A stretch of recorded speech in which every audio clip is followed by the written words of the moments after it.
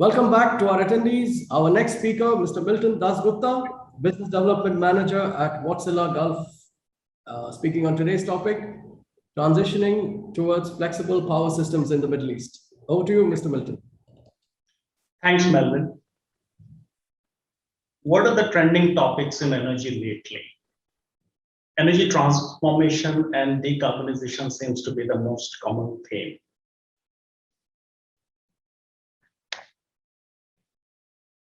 We see that energy landscape is in transition towards a more flexible and sustainable system.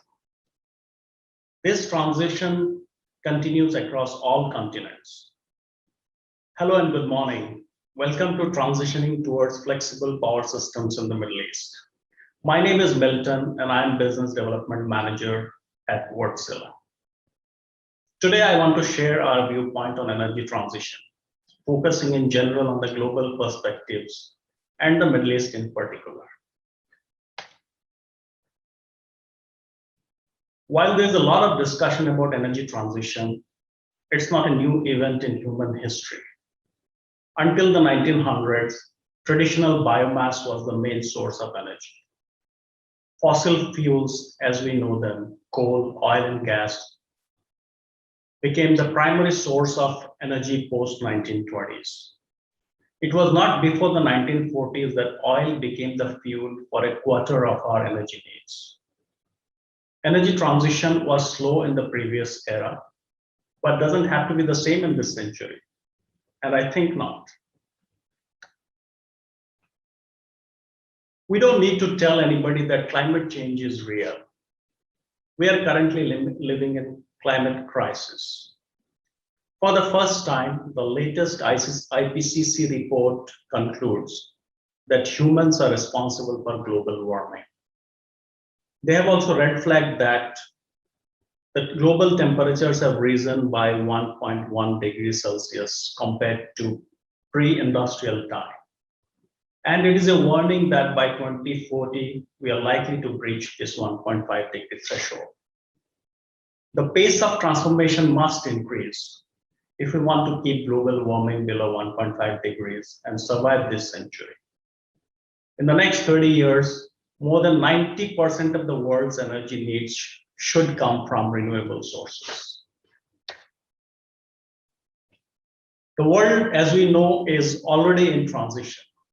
Since 2015, the share of renewables in new capacity addition has already reached 63%. It is going at a pace never seen before. The cost of renewable energy technologies are continuing to drop, driving installation of solar and wind globally. Renewable capacity of 28 gigawatts is installed across the MENA region, representing approximately 7% of the region's capacity. But with rising electricity demand, coupled with shortage of natural gas, expanding renewable resources is one of the top policy priorities for governments in this region. What's happening in GCC? Oil and gas is central to most of the GCC countries, and most of these economies are highly dependent on hydrocarbon revenues. Energy transition means moving away from capacity procurement to diversifying energy sources. While there is a slight disruption in projects because of COVID, the region largely remains committed to diversifying its energy sources.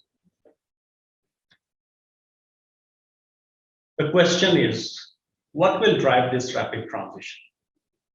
I believe the drivers of energy transition will be the same. However, some will gain more prominence over the other.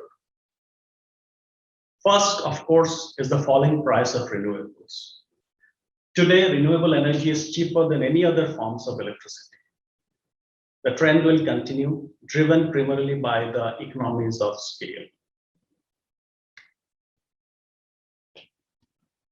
As wind and solar become increasingly cost-effective, investments in traditional, inflexible base load power plants based on large coal and CCGTs have started to decline. This signals the end of an era of large centralized power plants running on fossil fuels. At the end of this journey, renewables will become the new base load. Energy storage will be the daily grid balancer, and flexible thermal capacity will provide carbon neutral power to maintain grid balance during extreme heat waves, dark and cold periods. Every power market is unique, but research shows that no matter the market, all transition to decarbonization system requires similar action. These should be adapted to local conditions so that any country, state, or community can develop its own path. The steps towards 100% renewable energy will not be sequential. Instead, it will overlap each other. Power systems won't decarbonize overnight. The pathway to a 100% renewable power system will be a phased transformation. We need to leverage different mixes of technology and fuels at different steps along this path.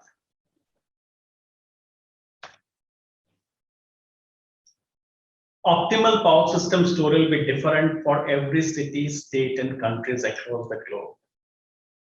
Power generation mix will be unique, but there is a common denominator. All must reliably deliver electricity 24/7, regardless of the season. Wind and solar farms will generate most of our electricity because weather is so variable. But there needs to be excess of wind and solar capacities in order to maintain 100% renewable power. Power flows on the grid must be balanced minute by minute, meaning electricity consumption must match generation at all times. A system imbalance, if significant, can lead to a failure of the grid, causing a blackout. The constant balance cornerstone stores excess power and discharges as needed to maintain this balance. The daily shifting cornerstone is made up of large energy storage assets that can charge all day and shift energy with durations ranging from 4 to 12 hours. All systems have to deliver power every day of the year, no matter how dark the winter, how still the summer, or how long lasting the unfavorable weather conditions. The reliability cornerstone has to ensure system reliability 24/7, 365 days a year, even when there is not enough solar or wind power to satisfy demand. Flexible generation will cater to this, acting as insurance for the 100% renewable power system. The transition away from fossil fuels is challenging and often considered expensive. However, studies have shown that this doesn't have to be the case everywhere. On the contrary, the study revealed that cost-optimal clean power mix, where renewables are the mainstay of power generation, can cut the unit cost of electricity. This cost, also referred to as the overall system cost, includes the levelized cost of electricity generation, the cost of battery storage, as well as the cost of curtailing surplus renewable generation, which at times may not get absorbed by the system. Similarly, we believe that the availability of green hydrogen may attract high-value green industries like green aluminum, cement, or chemicals to the region. This will not only boost economic growth, but will also create new jobs. MENA has a massive opportunity to take leading position on exporting high-value green products or green fuels to emerging demand centers globally. So what should MENA do to decarbonize its power system by 2050? Many countries in the region have already set ambitious clean energy targets over the long term. Companies should be incentivized and encouraged to go green. These targets should be aligned with the long-term vision of decarbonizing the power system. Strengthening supply-side flexibility by introducing market mechanisms to attract investments in flexible generation technologies, such as gas engines and battery storage. Presently, the market does not offer enough incentives for investment in fast ramping or storage technologies. Last but not the least, launch incentive programs for production of electrolyzers, as capital costs are responsible for 30% of green hydrogen cost. Create new demand centers for offtake of green hydrogen.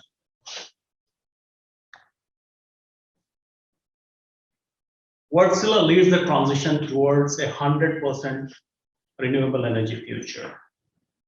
We help our customers in decarbonizing and developing market-leading technologies. These cover future fuel-enabled balancing power plants, hybrid solutions, energy storage, including GEMS energy management platform. We look forward to working with you on the path to a 100% renewable energy future. Thank you so much, ladies and gentlemen. It's been a pleasure to make this presentation here today. I thank you for your attention and I wish you a great day ahead. Thank you. So, Milton, we have some questions for you coming your way. Yeah.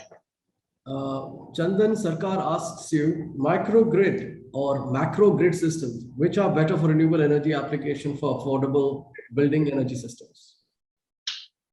Microgrids are, of course, better for islands, and in particular, if we take the Oman as a country, so we have microgrids installed, with Wärtsilä generating assets in the region, because Oman is such a huge country. The grids are still not interconnected. Like in Musandam, it's a microgrid. So we have our installations there, 150 megawatts of gas engine based, power generation facility. So similarly, depending on the geography of the country and the place, I would presume that microgrid provides advantages, over huge grids huge grids, in that sense, which is actually moving towards slightly distributed power system. Thanks. I hope I answered the question. Yeah. The next question is, Wärtsilä has been in the region for quite some time, correct? Yes. So you have projects in other countries also, like the Middle East, Africa, and things like that. So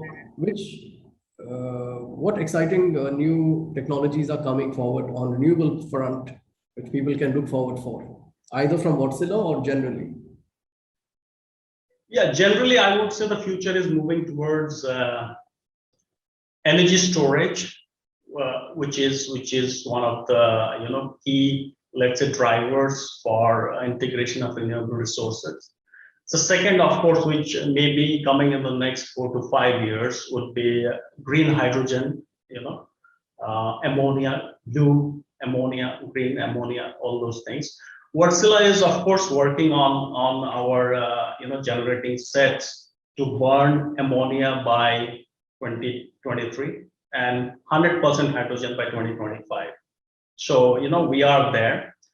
As far as energy storage is concerned, we are already the number 3 in the world on energy storage. We are the top tier integrator of energy storage, and we have one of the best energy management systems in the world, which is the GEMS platform. So I'm sure going ahead, we'll have great, products and services which Wärtsilä can offer to this region. Thank you. All right. Thank you, Milton, and hope to meet you in person soon.